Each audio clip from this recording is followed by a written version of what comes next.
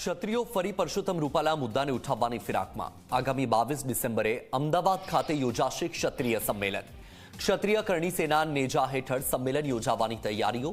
ક્ષત્રિય સમાજના લોકોને એકઠા થવા માટે અપીલ કરી છે। પદ્મિનીબા વાડાની પોસ્ટ સોશિયલ મીડિયામાં વાયરલ થઈ।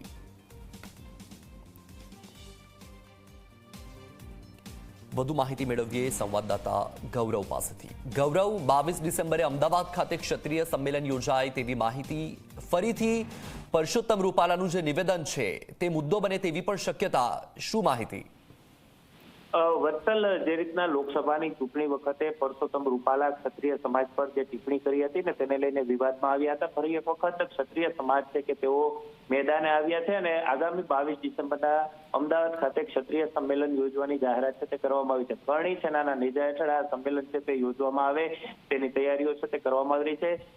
ક્ષત્રિય સમાજના મહિલા અગ્રણી પદ્મિનીબા વાળા છે કે તેમના દ્વારા સોશિયલ મીડિયાની અંદર પોસ્ટ છે તે મૂકવામાં આવી છે। ક્ષત્રિય સમાજ જે રીતના કરણી સેનાની સાથે મોટી સંખ્યાની અંદર જોડાયેલો છે ને સંમેલનને લઈને અલગ અલગ જિલ્લાઓના ક્ષત્રિય આગેવાનો છે તેમની સાથે મુલાકાતો છે તે કરવામાં આવી રહી છે। સોશિયલ મીડિયા ઉપર આ જે ક્લિપ છે તે વાયરલ કરવામાં આવી છે અને ક્ષત્રિય સમાજના લોકોને એકત્ર કરવા માટે સોશિયલ મીડિયા ઉપર આ ક્લિપ છે તે મૂકવામાં આવી છે। પરસોત્તમ રૂપાલાના નિવેદન બાદ ક્ષત્રિય સમાજ જે રીતના એક મંચ ઉપર આવ્યો હતો ને તેમનું જે કહી શકાય કે શક્તિ પ્રદર્શન છે તે બતાવ્યું હતું, ત્યાર પછી રાજ શેખાવત છે તેમની ધરપકડ કરવામાં આવી હતી। તે મુદ્દાઓને પણ આ સંમેલનની અંદર સમાવેશ છે તે કરવામાં આવી શકે છે। ક્ષત્રિય સમાજના અલગ અલગ જે ગામો છે તેમની અંદર પણ આ સંમેલનની તૈયારીઓ છે તે જોરશોરથી શરૂ કરી દેવામાં આવી છે। એટલે કે આગામી 22 ડિસેમ્બરના અમદાવાદ ખાતે ક્ષત્રિય સમાજના લોકો મોટી સંખ્યાની અંદર એકત્ર થાય તેવી પૂરી શક્યતાઓ છે તે જોવા મળી રહી છે। જીવન, બિલકુલ ગૌરવ, માહિતી બદલ આભાર।